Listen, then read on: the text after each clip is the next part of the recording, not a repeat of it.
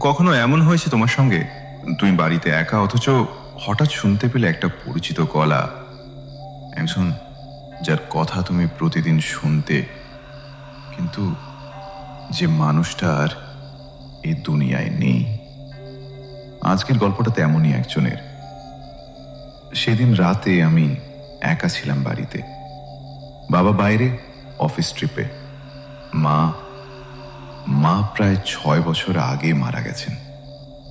এতগুলো দিন মাকে ছাড়া একা থাকলেও তবু অভ্যাসটা যায় না। এখনো মাঝে মধ্যে মনে হয় মা পাশের ঘরে আছেন। রাত তখন 9:30। আমি বিছানায় বসে ফোন ঘাঁটছিলাম। হঠাৎ রান্নাঘরের দিক থেকে একটা গলা এলো, বাবু খেতে আয় বাবা, খাবার হয়ে গেছে। গলার টানটা একদম মায়ের মতো। আমি 1 সেকেন্ডের জন্য অজান্তেই উত্তর দিলাম, আসছি মা। তখনই সঙ্গে সঙ্গে মনে পড়ল, মা মা কিভাবে হতে পারে? মা তো... তখনই পুরো শরীর দিয়ে ঠান্ডা একটা স্রোত বয়ে গেল। কিছুক্ষণ অপেক্ষা করলাম, তারপর আমি আস্তে করে বিছানা থেকে নামলাম। রান্নাঘরের দিকে এক পা করে এগোলাম। ঘর অন্ধকার, রান্নাঘরেও আলো জ্বলছে না, কোনো শব্দ নেই, কিচ্ছু না। কিন্তু ভেতর থেকে যেন একটা গন্ধ আসছে, চেনা গন্ধ।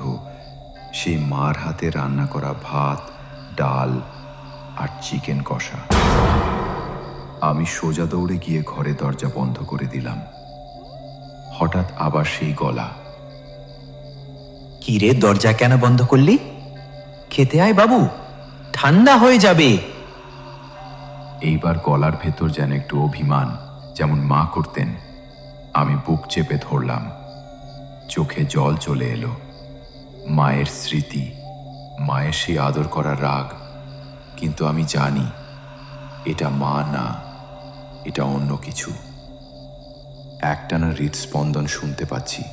তারপর ঠিক আবার দরজায় টোকা দিয়ে মা যেমন বলতেন খেতে আসতে, সেইভাবেই বলল, দরজা খুল না।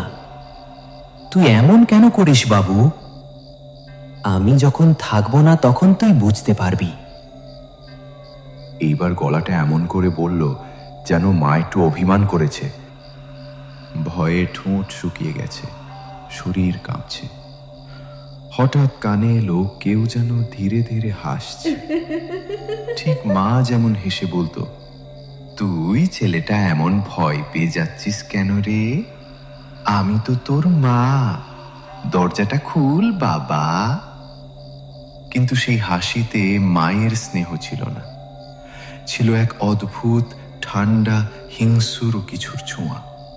আমি কান চেপে ধরে বসে রইলাম। তারপর কখন যে আমি অজ্ঞান হয়ে গেছি সেটা আমি জানি না। সকালে যখন জ্ঞান ফিরল তখন দেখি বাবা সামনে দাঁড়িয়ে। বাবাকে দেখে আমি জিজ্ঞেস করলাম, তুমি এখন এখানে? তুমি তো 4 দিনের জন্য গেছিলে। বাবা বলল, কাল রাতে আমি খুব বাজে একটা স্বপ্ন দেখছিলাম তোর মা আমাকে বলছে আমি বাবুকে নিয়ে যাব আমার সাথে।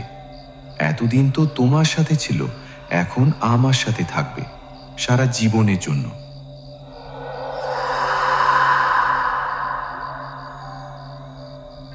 এটাই ছিল আজকের গল্প।